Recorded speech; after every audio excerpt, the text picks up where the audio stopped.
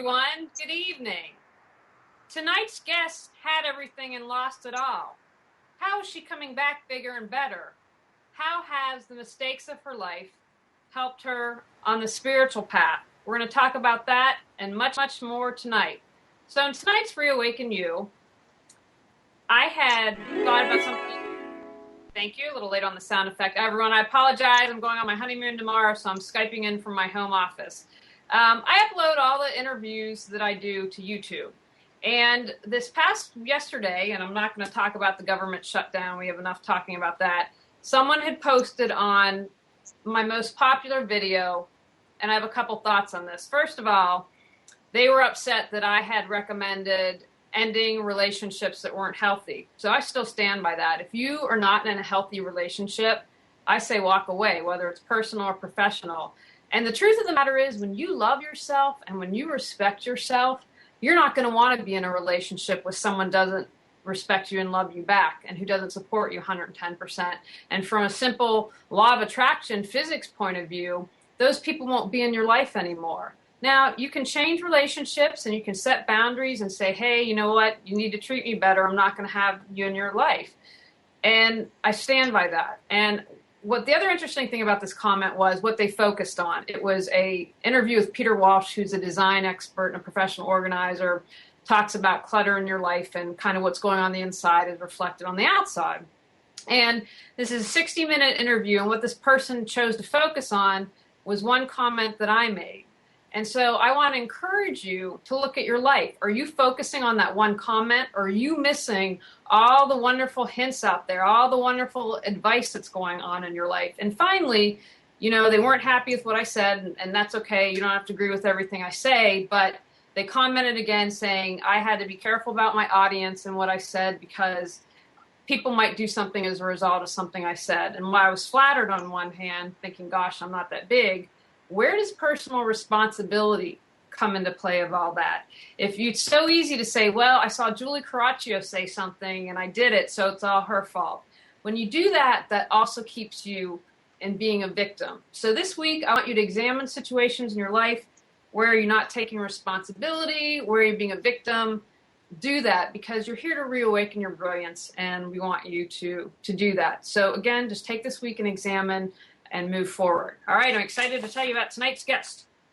Jamie McCall is a decorated former Navy officer who served as flag speechwriter to an admiral, editor-in-chief of Navy Recruiter Magazine and Protocol, and public affairs officer for several national and international events. She served as a linguist and was accepted to the Defense Language Institute in Monterey just prior to her resignation. She served 2 tours in Puerto Rico as Administrative and Community Relations Officer, as well as Operation Officer of a military entrance processing station for the islands. Jamie relocated to Los Angeles to pursue her career in the entertainment industry and has been featured on several popular network television shows and starred in several independent films. She's been a member of the Screen Actors Guild since 2007. Jamie is a spokesmodel, advocate, and public speaker, very involved with the recovery and veterans communities. She's been a guest commentator on HuffPost Live and contributing editor to several e-zines. She currently resides in her hometown of Portland, Oregon. Welcome, Jamie. Hi, Julie. Thanks for having me.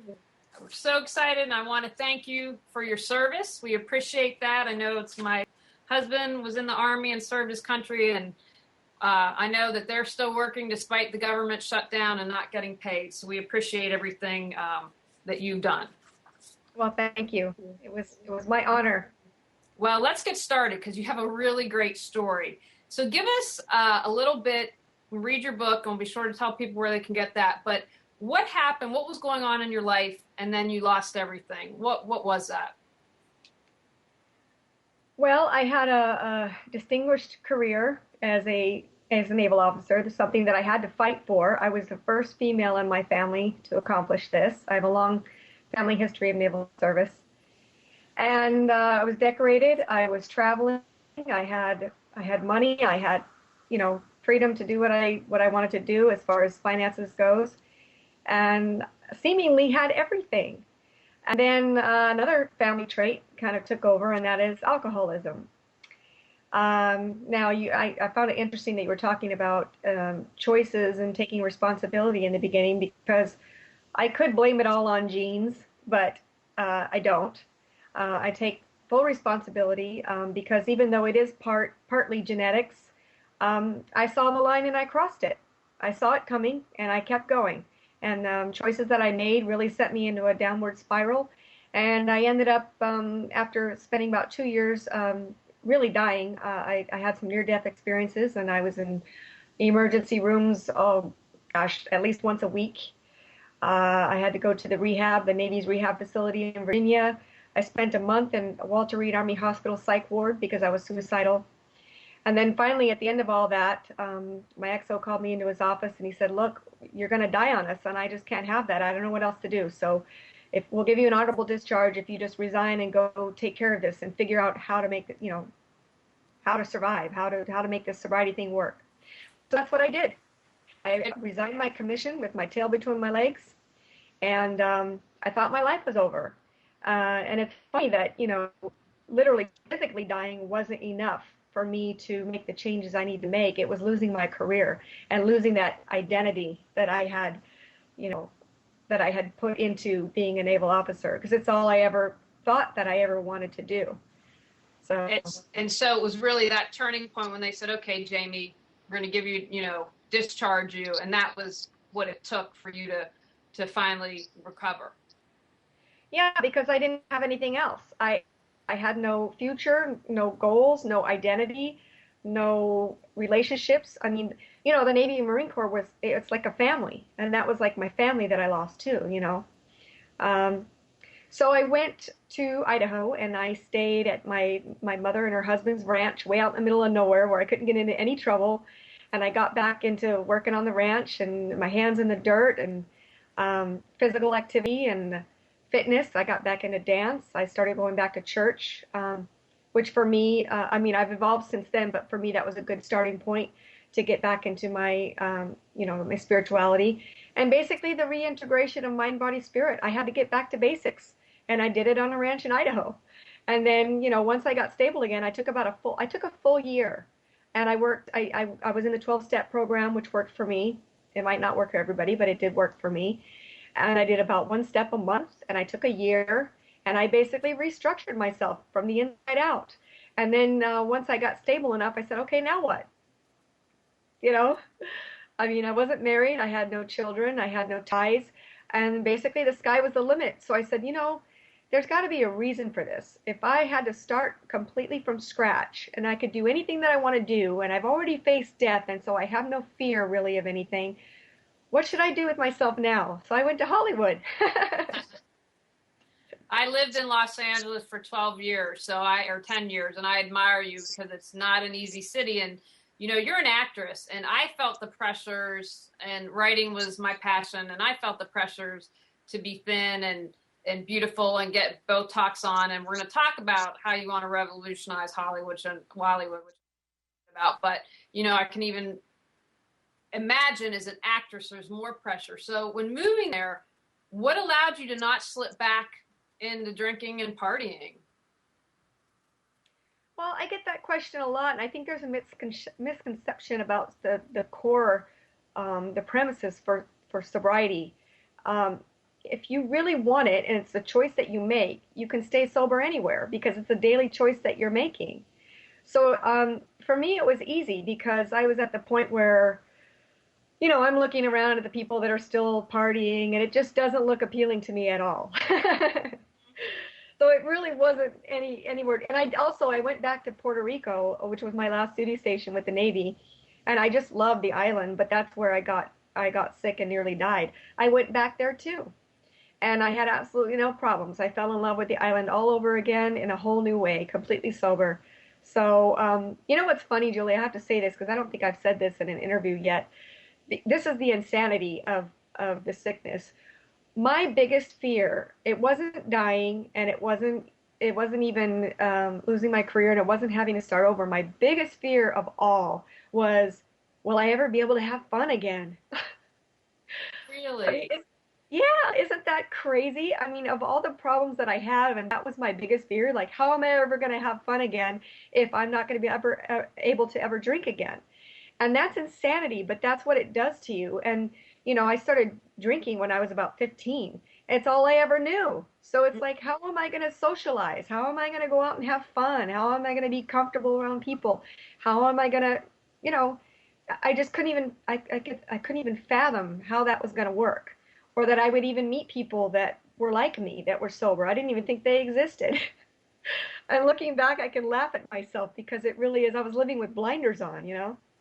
Well, see, it's interesting because I all believe well, I'm a huge, and we'll talk about this, believer in personal responsibility, but I believe we all choose this. And I believe you came here and chose, you know what, I'm going to go, and you might disagree with that, and that's fine. This is just my personal perspective on life, and that you chose that experience because that experience made you Jamie McCall. And by doing that, it's allowing you to have, you say, to have even a bigger and better life. And it allows you that's your spiritual path and that's how you chose to experience it. And there's no judgment. There's no right or wrong. It just is. What are your thoughts about that? Yeah, it's interesting you bring that up. I think you're talking about, soul contracts and karma and that kind of thing. And I thought a lot about this. And, this has been something that's plagued my family for decades, generations. And, I lost my biological father to the disease, to drinking and smoking a couple years ago. And other family members continue to suffer. And I feel like part of my purpose was to come here and break that familial cycle and break that chain on our ancestry. So I've been able to do that, and I think it's quite a feat because it's not only my own life that I'm fighting against; it's a long history of all that ancestry that I had to fight against, and break those chains. What is it you think about you? Because to me, it's amazing that you could go to Montana, go to a ranch, work, and change your life in a year. Because you're from Hollywood. Let's talk about someone like Lindsay Lohan, who's had numerous chances, and I only have compassion for that. I mean, she's an adult and needs to take responsibility, but addiction is a disease. And so if we were to read that she was dead tomorrow, I wouldn't be shocked. What is it about you? Do you think it's because you chose? Say, you know what, I've hit rock bottom. I'm choosing to get better. And is someone like that who can go to rehab again and again and again and not better? What do you think the difference is? Well, my case was a little bit different because I really was at the point where I had no other choice.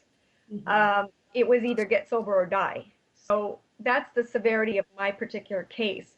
But the reason why, one of the reasons why I wanted to be so raw and brutally honest with this book is because I'm hoping to inspire people to have the courage to make those choices and those changes before they get to that point. It's not, you don't have to hit rock bottom to make your life better and to make those changes. That's the way it happened for me, but I'm hoping that I can inspire someone to choose differently because it's a really painful process. I mean, it's so painful. I'm with you, and that's why I do this show. My hope is someone watches, connects, says, "Oh my gosh, she's experienced what I'm going through. If I read that book or if I work with her, that's going to help me." So let's talk about some good stuff now. How has your life changed since hitting rock bottom? Oh my gosh. Well, Hollywood is quite the enigma. I've had a lot of successes. Am I where I want to be? No, but I'm on track and I'm full speed ahead and I'm making an impact. And with this book and doing these kind of talks and helping people all around the world, I mean, and then getting to do what I love, which is perform. It's a miracle. It's just a miracle I'm even still here. But just the fact that to me, it's just such a blessing to be able to make that impact and have that sense of significance, that I can give back because I was given a second chance. So that's actually how the book came to me. I was 2 years sober, and the title actually came to me in what I call like a download from God. It just fell into my head, living the high life without drinking the champagne. And I thought, oh, that's fantastic because it's got so many, it's a double entendre. It's got, different meanings, the ways you can look at it. And I knew then that that was going to be my ministry. That was going to be my message and my way of giving back. And it's just been miraculous. I mean, I get feedback from people literally all over the world, and it's wonderful. Talk about a little bit about second chances, because I personally believe in giving someone a second chance. You never know what someone's been through or what cross they've had to bear. But what would you say to people who are like, you know what, nah, one chance is enough? What would you say to give it, why someone gives someone else a second chance? Well, it's an individual choice how many choices and chances you want to give. But I will say this, if you really love someone and believe in them, don't ever give up. I would be dead right now if it weren't for my family and friends that just literally would not, they refused to let me go. I was ready to go. I was suicidal. I was over it. I was like, I can't take this pain anymore. I don't know what else to do. There's no hope for me. But they saw something different for me and they stood by me. And so I give credit, a lot of my credit to surviving and getting into sobriety to my family and friends. Now, having said that, I will say that there is, there are boundaries that need to be set with people that have addictions and alcoholism and addiction, because the nature of the disease, they will run all over you if you let them, just to get the next drink or the next drug or whatever their sickness is. That's just the nature of the beast. That's what it does to you. It puts blinders on so you don't see how you're affecting other people. All you're thinking about is, how am I going to get to the next whatever I need to get to? So it really does, it runs rampant over relationships, and it can become very abusive, and you can become very manipulative. And so the amount of chances you give someone is an individual choice, but there are ways to support people without letting them run all over you. It's called tough love. Mm-hmm. And it varies from person to person, but there are groups out there that can help give you guidance, like Al-Anon and things like that. And I know my mom was involved in that when I was going through my struggles. And there are people that can give you really good advice on a case-by-case basis based on what they've been through to help you deal with and best support someone who's in that situation. Don't ever give up on them, but you might have to set up some boundaries, and that can be the best thing for them and for you. Now, I want to remind everyone, if you're listening and would like to ask Jamie a question, you can chat it, and I'll be happy to ask her, or call 919-518-9773, or Skype Computers 2K Voice. Now, I want you to talk a little bit about, I thought this was very powerful, about taking responsibility. We talked about it briefly at the beginning. You're like, you know what, I come from a family of alcoholics, so it would have been really easy to just say, hey, it's in my genes, this is how it is. Because I think not just with alcoholism, I think with life, we create our life. And when you don't take responsibility, you have that victim energy. And as long as you don't claim that, you're going to continue to have that victim energy. And, I laugh because I'm like, I worked on clearing this and dealing with my stuff. And I'm like, how can I still have some victim energy? And I recognize that now when I'm feeling that way, and I can say, okay, step back, own it, and move forward. Talk about claiming responsibility. Yeah, I really like that you bring up that you can get stuck in the victim energy, because I was there for a while, about 2 years. And I did have a lot of traumatic things happen that would, give anybody an excuse to drink. But, the problem is it doesn't serve anybody, and at least of all you. And so I did have to take responsibility. And if I really did want to change my life and start over and do it right, part of the process in the 12-step program is making amends. And that's a big part of owning up, taking responsibility, apologize where you need to, and where people are willing to accept your apologies, because they're not always. And all of that is a part of the process of accepting the responsibility. Like I said, I saw the line coming in my physicality, in my physiology, and I crossed it. I had this, I don't know what it was, this perpetual teenager attitude of immortality, and I can keep pushing the envelope and I can handle it and it'll never happen to me. And and even as I was descending, I just kept making excuses and justification, or just put the blinders on and ignored it, despite everything falling apart all around me. And You can get stuck in this cycle of shame and guilt, and that's where I was. That's the lowest you can be on the scale of human existence, because you just feel like you have no worth, and you just can't even present yourself in public, much less face up to what you're doing and own up to it. So that's where I was. But there gets to a point where you have to say, look, I screwed up. I've already been punished. I've been punished enough. I've been punishing myself all along and all those around me. I'm going to suck it up, and I'm going to apologize, and I'm going to own up, and I'm going to shake it off. And I think that's probably the hardest part of the process, Julie, because I'm like 12 and a half years sober now, and I'm still working on forgiving myself for things. I still have things, bubble up to the surface with what I call them cringe moments, where I'm like, oh God, that person and this and that. I can't believe I did that. Those memories are still popping up after all of this time. But like I said, it doesn't serve anybody. And I can't get to where I want to be with my service in the world and my ministry if I don't fully forgive myself and move on and allow others to forgive me too. It doesn't do anybody any good to beat yourself up. Absolutely. And that happened in the past, and the moment and the power to change is in the present moment. So when we're in the past rehashing all of that, it doesn't allow us to move forward. But I think that's really powerful what you just said. And I think it's important. And I think, my personal belief, and I'd love, you to share your thoughts, because in addition to alcohol, drugs, sex, whatever the drug of choice is, why do you think, I think it's because of fear and shame. I think there's a lot of abuse that happens, many things, because I think a lot of people in our society are highly addictive. It's whatever their choice is, it's whatever it is, they're addicted to it. But I think for my belief is it goes back to shame, guilt, all those horrible things that you mentioned. What are your thoughts? Yeah, it's a combination of things, and some trauma and some abuse and some things that happened in my childhood that I never dealt with, and divorce, and I could go on and on. Everybody has these issues and these problems. But I think, we live in a really fast-paced, high anxiety society.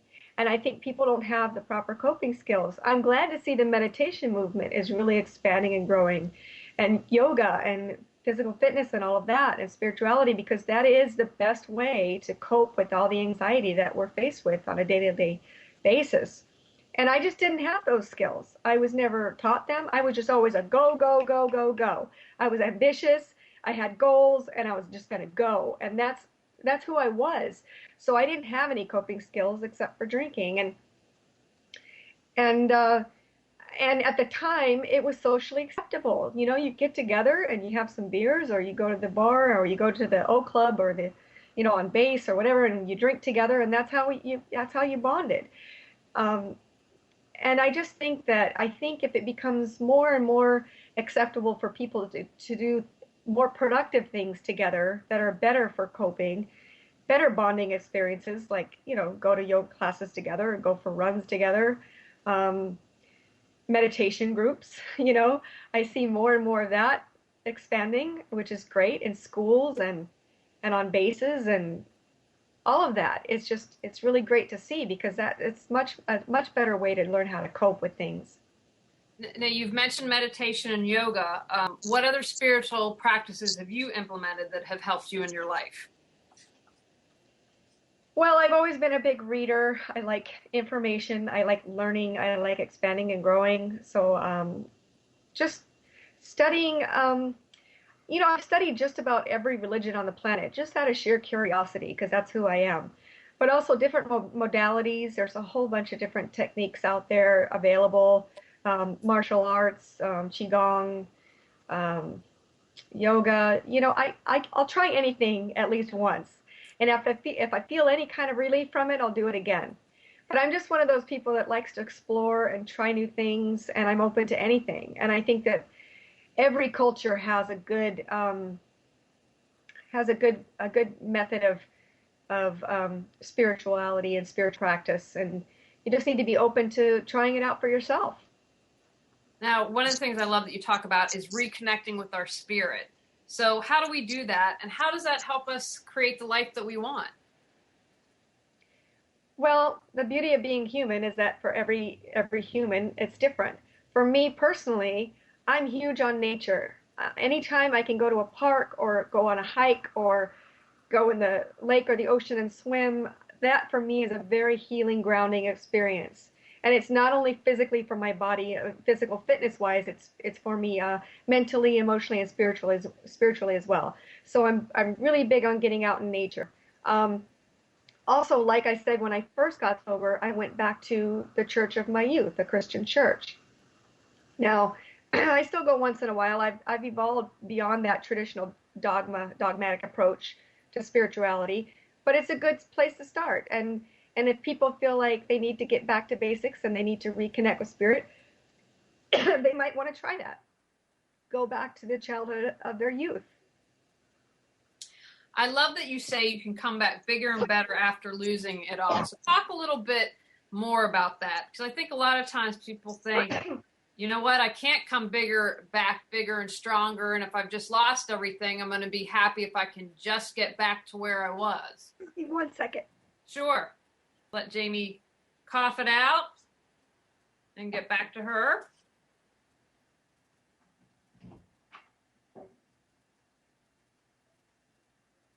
And so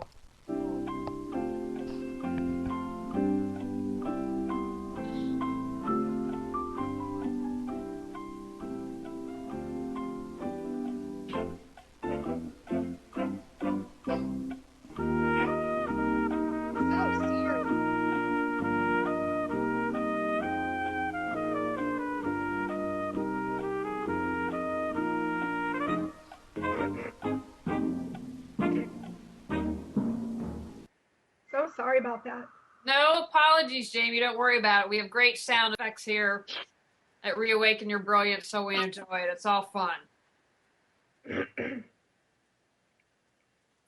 So if you can talk, do you remember what the question is? How about if I repeat it? Talk about coming back bigger and better than you were. And I mentioned a lot of people, if they lose everything, think I would just be excited to get back where I am. But you're like, no, it can be even better. So talk about this. Oh, yeah.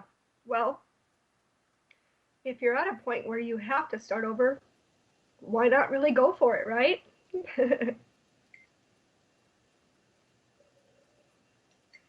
So that's what I did. I went back to, okay, what have I always loved to do? What have I always dreamed to do since I was a little girl?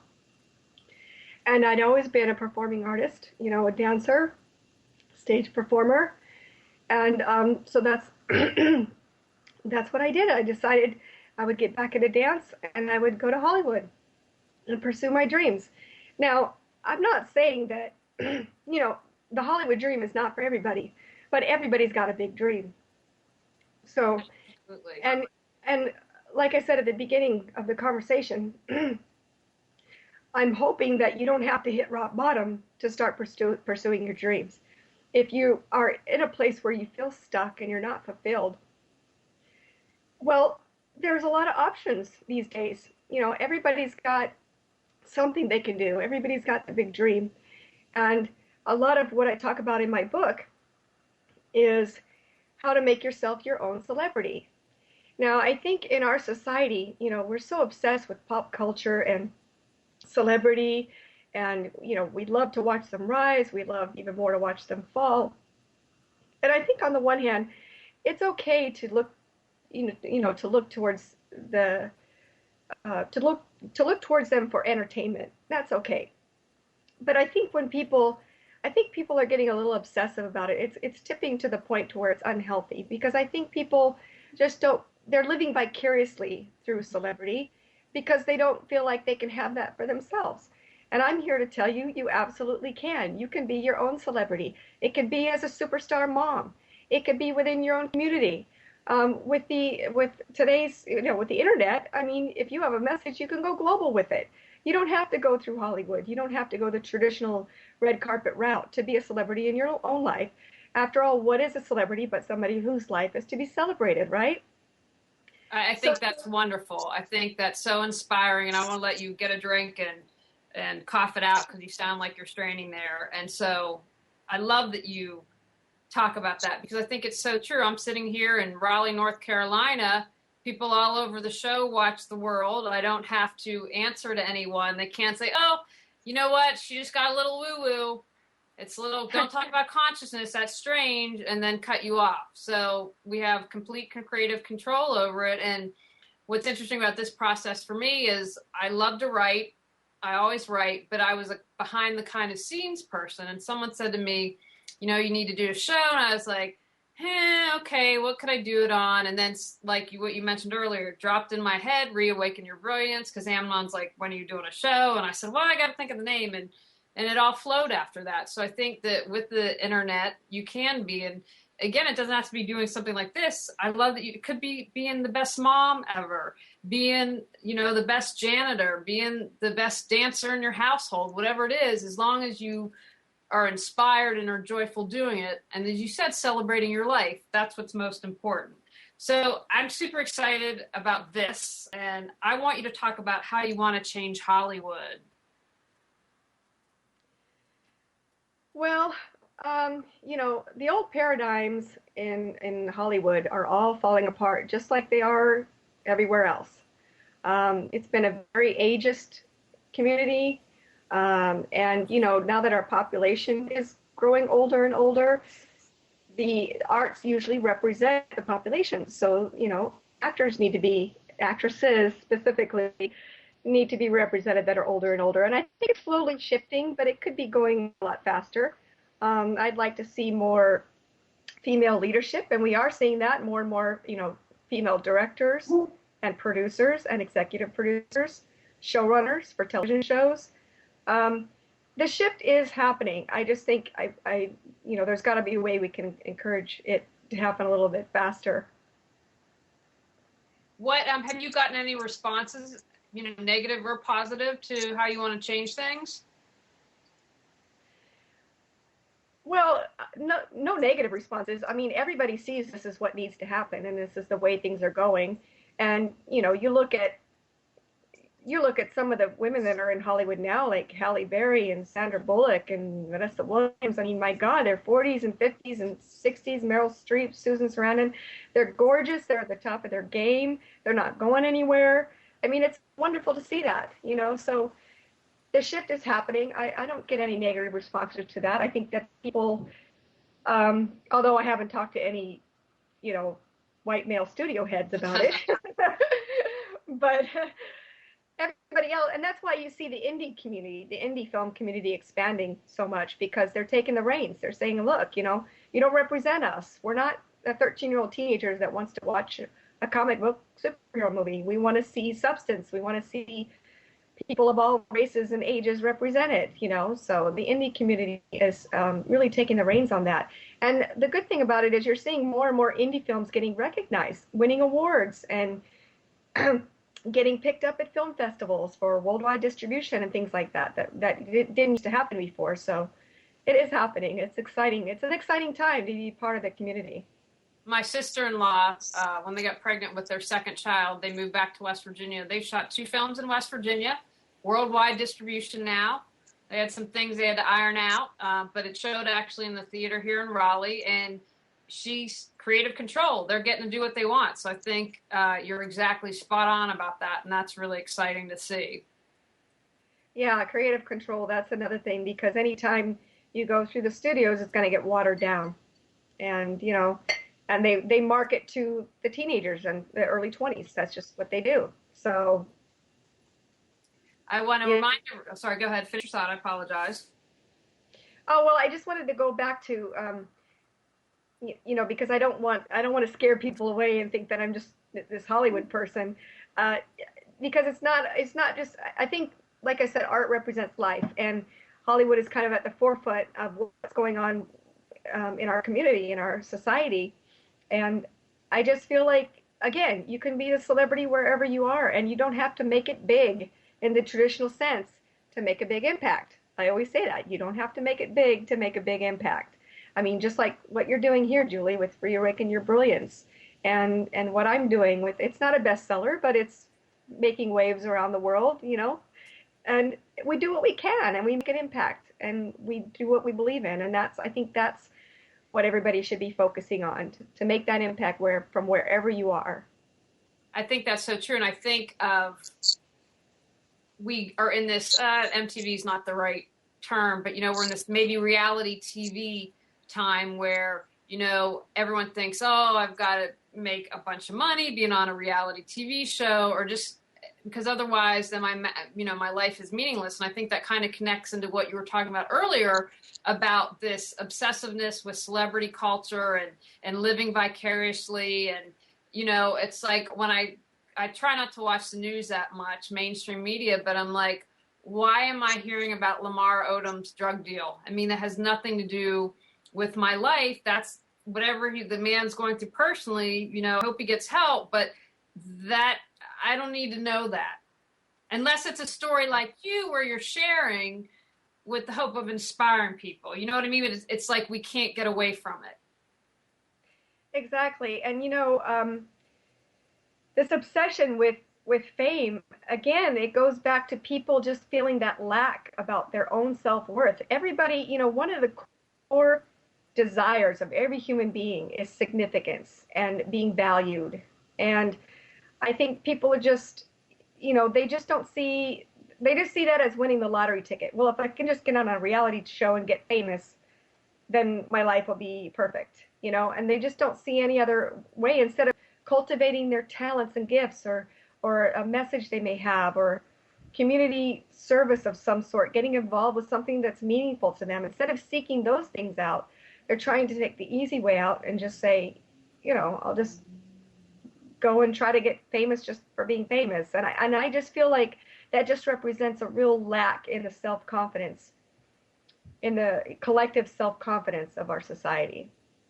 I think that's very profound. The one thing that I love about you, and I can't remember where I read this, I think it was since we're connected on Facebook, you talk openly about your bad or your challenging days. And I think that's so important because I think it's something we're taught, like you have to put on that happy face, everything is groovy, it doesn't matter if my life's crumbling and I'm about to have a meltdown, I'm going to act like everything's fine. And talk about that and why you do that. Well, I've always been a very open and honest person, a very straightforward person.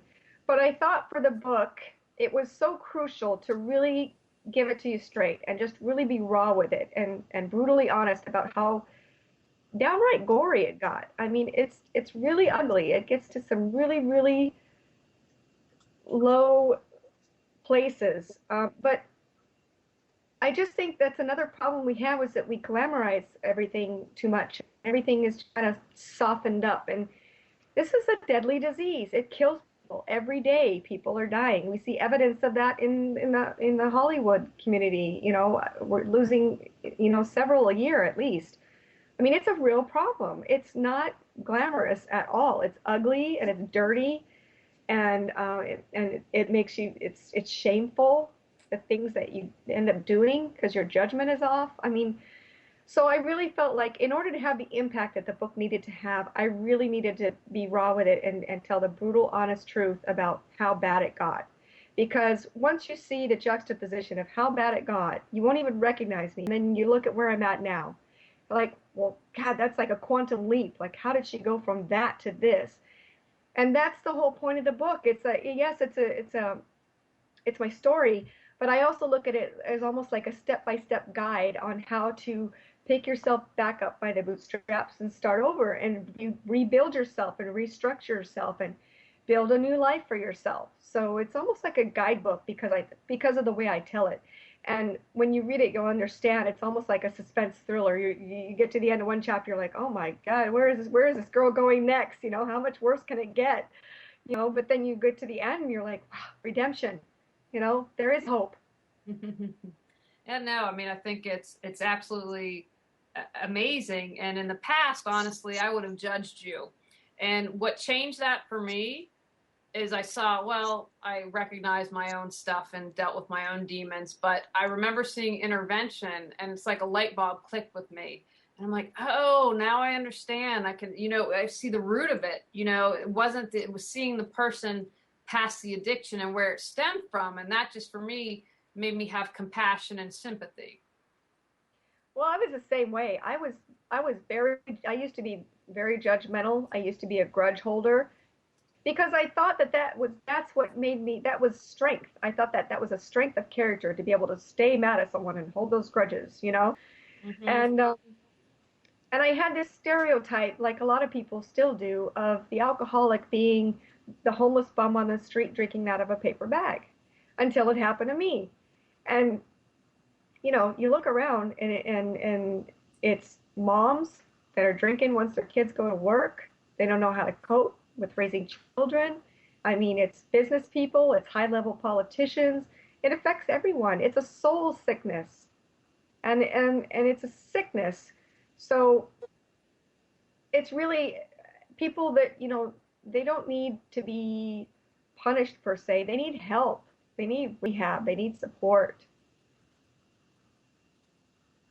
Um, we talked about, I'm sorry, I just wrote this because it just came. I love the term soul sickness. So, do you mean alcoholism is soul sickness, or the root of the fear and the shame being the soul sickness? I mean, the root cause alcoholism is the symptom, and it could be anything. Plug in gambling addiction, plug in smoking, plug in drug addiction, plug in pill popping, plug in depression. It all stems from the same thing. It's a soul sickness. It's something that's missing deep down inside us that we're trying to fill. We're trying to find things to fill it and fix it and hide it and whatever, because we don't know what it is. We don't know how to fix it. We don't know where this black hole, this abyss, is sucking all our energy down in, you know, into a black hole, and and it's the same root cause, I think, for everyone. Is it a challenge for you now to be at a party? I mean, or have you completely cut that out? So if you're like in Hollywood and someone says, "Hey, Jamie, we're going to this, party for this movie premiere or whatever," is it a huge challenge for you to stay sober? I mean, do you have a game plan so that how do you handle that? No, not anymore. I mean, like I said, I got 12 and a half years now. I nearly died from it. So for me, the choice is easy. For other people, it's not so easy. You know, when it's not when it's not affecting you to that extreme, you can tend to be in self-denial longer, and you can justify things, and you can say, "Oh, I can still manage it." You know, I had that inner voice and that inner talk for a couple of years. Oh, I can still figure out a way to manage it, and you try all different kinds of ways, and none of them work. You know, but no, it's not difficult for me now. I do a lot of this to keep myself accountable as well. Um, you know, I sponsor people if they need it. Once in a while, I'll still go to a meeting, or if somebody needs me to go to a meeting with them, I will. But a lot of this helps me just speaking out about it because, A, like I said, it keeps me accountable because you know, it's out there. Look, this is my situation. So then if something happens, people will know right away and I'll be held accountable. And then also, it's my way of giving back. I think that's a big part of it is that, you know, you talked in the very beginning about this victim mentality, and I think self pity is also a sickness. So if you can step outside of that and really, you know, anytime you're feeling down or depressed or you feel like things are closed in and you don't have a bigger perspective, one way to get that bigger perspective is to work with someone who has bigger problems than you, you know, or volunteer or reach out and see what other people are dealing with. It really gives you a better perspective on things. I agree with that 1,000%. What advice would you have for someone who's struggling, no matter where they are in the process with alcoholism? And what advice would you give to their family or friends who are like, we want to help, but we don't know what to do? Well, it depends on the situation, how long it's been going on, how severe it is, all of those kind of factors. But um, group therapy works for people for a reason because of what I just mentioned about seeing how bad other people's problems are, makes you realize your own might not be so bad. But also, you can give advice and help other people in their struggle. And then there's that thing of that sense of being amongst a group of people who are also all having the same kind of problems, so you know they're not judging you. So to have that freedom to be able to sit there and say, this is what I'm going through, and know that you're in a safe zone and you're not going to be judged. Group therapy is a really good avenue for that. So Al-Anon, like I mentioned earlier, for families, the afflicted, as we call them, the affected are the addicts and the alcoholics. The afflicted are the people, all of those around them. So Al-Anon's a great group you can get involved in. A lot of churches have their own community groups, um, and then the 12-step program, which shall remain anonymous. But that's what I used, and it worked for me. And just to get out there and hear what everybody was going through, because I felt like such an alien too. I felt like, God, how could I let this get so bad? This is ridiculous. And then I go to these groups and I hear all these other people speak. I was like, oh, okay, I'm not alone. You know, it does get pretty crazy out there. And to see the success stories too helps. So, and then to share your success stories helps. Share your experiences so other people can learn from them. And know that they're not alone. I think you've mentioned that a time or two. I think that that's really important. Yeah, because, you know, that's the worst thing is to really feel like you're just so hopeless and alone. And, you know, we make a joke in the 12-step program that picking up the phone receiver is like picking up a 20-pound weight. Because you feel like if you have to ask for help, you feel like a weakling or you feel like, you know, you're a failure. And someone once told me, don't block the blessings. You know, by you reaching out to ask for help, you might just be blessing that other person. And this just happened to me this week. I had someone reach out to me. It happens every week. And it always makes me feel good because it's like, I'm so honored that you felt like you could reach out to me and that I could maybe help you in some way just by being there. And so don't be afraid to ask for help if you feel like you're spiraling out of control, because you really could be blessing someone else with that call. Absolutely. Now, maybe this happened more in the beginning, but because of your past and everything that happened, even everything you've accomplished right now, have people rejected you or maybe said, oh, we don't want to hire you for this film because of your past, or has that been a non-issue? No, because it's so far removed for me. Um, I get a lot of respect actually because I think people are starting to recognize now what a journey sobriety and recovery is and how much effort it does take. So I get a lot of respect, and I'm really glad about that. There have been a few people from the past who don't even want to hear it. They don't even want me to try to make amends. They're just, you know, they were done and over with me back then. And that's fine. You're going to get some people that are just, they just don't even want to open those doors again to even hear an apology. So I Mm-hmm. have had a few of those, but it's very far and few in between. I found for the most part, people are very forgiving. People love redemption. They love it when people, they love a good comeback. I mean, look at Hollywood, all the movies that make it big are a good comeback story. Mm-hmm. And I found for the most part, people are rooting for me, and I root for others. And it's a great feeling. I love that. Now, I love this quote. I want to read this is you. Do not wait and hope to be discovered. Make yourself so you cannot be denied. I love that. And if there was a particular situation where that came from, I'd love to know. And how do we do this? Well, this goes back to what I was talking about before with celebrity culture and making yourself your own celebrity. I really, since I had to rebuild myself from the inside out, I had to find out, where does confidence come from? Where does that secure sense of self come from? And how can I lock into that? How can I live in such integrity that I can't be shaken? And that's what that's talking about. Is just really every choice you make, because to stay sober, it's a daily choice. So every choice you make, every day that you live and you make choices for your day, make them in integrity with yourself and what you really want for yourself and the people around you, what you really want for your life, what you really believe to be true. And I think as long as you're doing that, and you're on the right track. And the other thing too, it's really helped me with the Hollywood game because there's a lot of rejection in the Hollywood business. And there's more rejection than there is acceptance. You go to hundreds of auditions before you book one gig.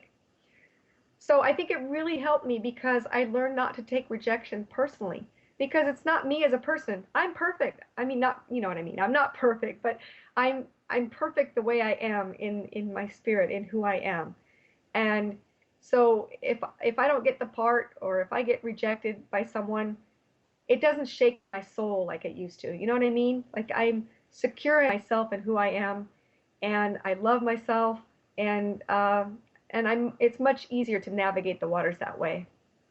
I have two thoughts on that. I don't know if you've read The Four Agreements by Don Miguel Ruiz, but the second one, which I sometimes have to remind myself is, it's not about you. Don't take anything personally. And so not getting a part has zero to do with you, but it's how you react that has everything to do with you. And another thing, I used to hate change. I could not, literally, I'm kind of was like a cat, couldn't handle any change.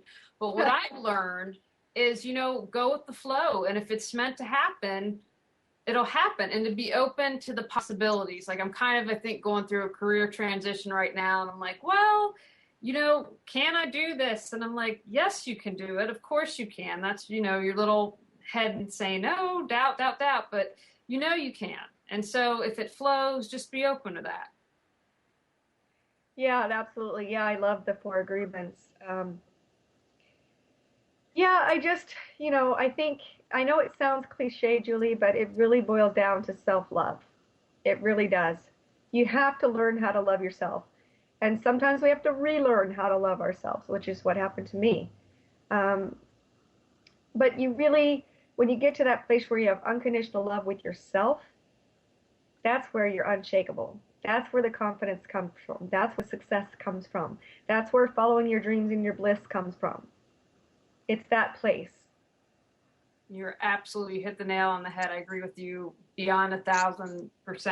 Now, a couple questions that I like to ask each guest, and the first one is, someone out there might be at rock bottom. They might be just above rock bottom. They might be struggling, whether they're lost their job in the government, going through divorce. So, what words of wisdom would you say to someone who's in a really trying time right now? Everything's temporary. I know it may not seem like it. We get stuck in these cycles and we feel like they're never going to end. But in the big scheme of things, it's all temporary. And the other thing you talked about in my book, I really believe in the power of choice. And that's you could be in any situation you're in. If you open yourself up and really look at it, you chose to be there. Now, it may be painful to hear that right now where you are, but you'll understand it later looking back. But everything is a choice. Every situation you're in, every person you're with, every place you live, everything you're doing, it's a choice, and you can change it at any moment. Absolutely. And when you accept that you've made a choice, and that removes the victim mentality. Exactly. That's what empowers you to, okay, now let me make a new choice. Absolutely. Now, I'm all about taking action. So you've given us a ton of great advice tonight. What one thing can people do right after the show, before they go to bed or tomorrow morning, to reawaken their brilliance? Well, they could start by reading my book. There you go. That'd be a good start. Living the High Life Without Drinking the Champagne. And then just, if you haven't done it yet, just really do some soul seeking and find out what brings me joy, what makes me like a child again, what do I have fun doing? And then if you're not doing that, start. And it could be anything. It could be playing soccer again, join a community soccer team, whatever it is, you need to have that play and that fun in your life on a regular basis. So whatever you used to have fun doing that you're not doing anymore, start doing it again. Fit it in there somewhere in your schedule. Okay, now Jamie, tell us about how people can get your book, if you've got any upcoming speaking engagements, a movie that you're in, whatever you'd like to share with everyone. Oh, well, they can go to my website, jamiemccall.com. And from there, I keep it updated as to what's going on. They can get to my book from there. It's on Amazon. And I'm still doing the acting thing and in talks for a few things that are going on right now. Just taped a speaking, another interview type gig with The Inspiration Show from the Mind Movies channel. So that'll be up soon. And I'm just continuing this trek of reaching out and trying to reach people through the interview circuit and with my performing art. And I'm starting my next book, and it's fiction. It's a paranormal romance called Quantum Lover and Angelic Affair. So I'm really Oh, yeah. I want to email. Put me on whatever notice. I want to read that. Yeah, I'm excited about it. It's going to be a doozy. It's very provocative, but then that's what I do.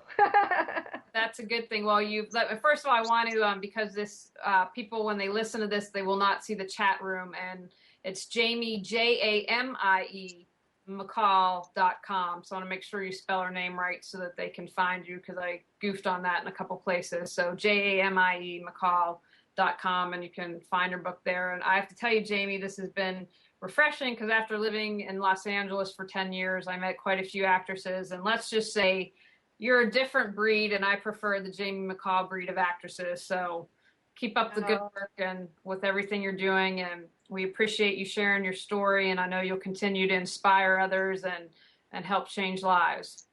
Thank you so much, Julie. It's been an honor. All right, everyone, we appreciate you tuning in.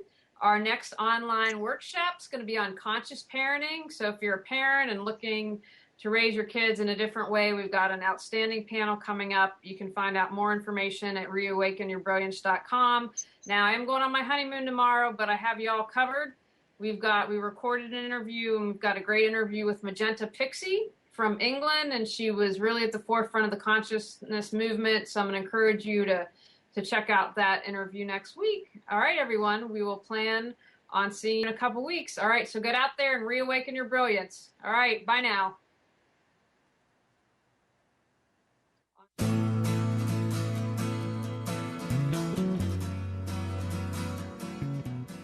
You are tuned to the Nissan Communications Network.